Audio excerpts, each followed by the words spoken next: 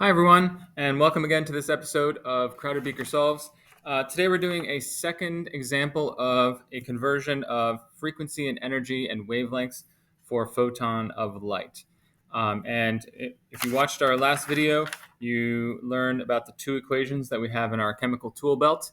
If you haven't watched that first video, you may want to go back and watch that one first and then come to do this one.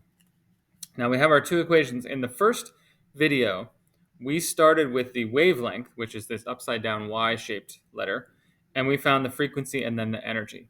In this case, a photon has an energy of this many joules, so we're actually starting with energy, and we're going to find the frequency and wavelength. So we're basically doing the same thing in reverse order from the time we did it in the last video. So what we're going to be doing is, since we have an energy, we're going to start with the E equals hv equation and plug in what we know, 2.31 times 10 to the minus 19th joules. And we have a constant,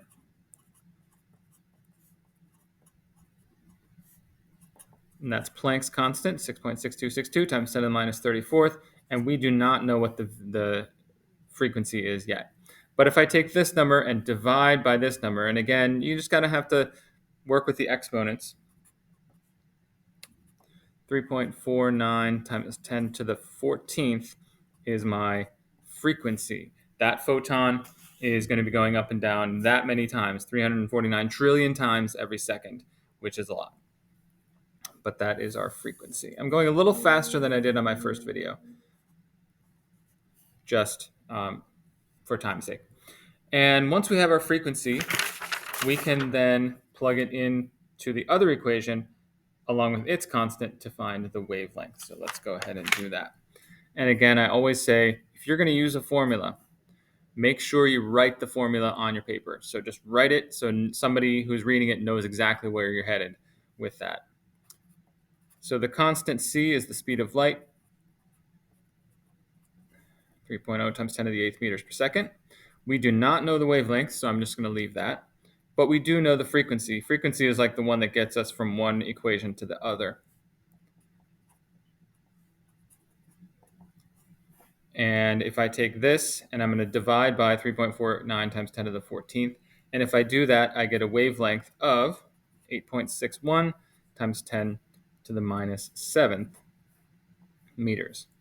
So that wavelength, that photon, is 861 billionths of a meter long, which is really, really tiny. But our eyes can make use of it and see it as a color, hopefully. And the last thing you might want to do is be able to convert it into nanometers, because it's often expressed in nanometers. So I'll show you that conversion, 1 times 10 to the 9th nanometers in a meter, and that should work out to 861 nanometers. Get a little heart next to that. Okay, so again, just the reverse order of what we did in our first video. Now I have another example for you to try, and I would like to just do one real thing real quick. And I will throw that in there so you can read the prompt. And if you'd like to, take a moment and pause the video. This photon has a different energy. Same idea though. What is its frequency and its wavelength?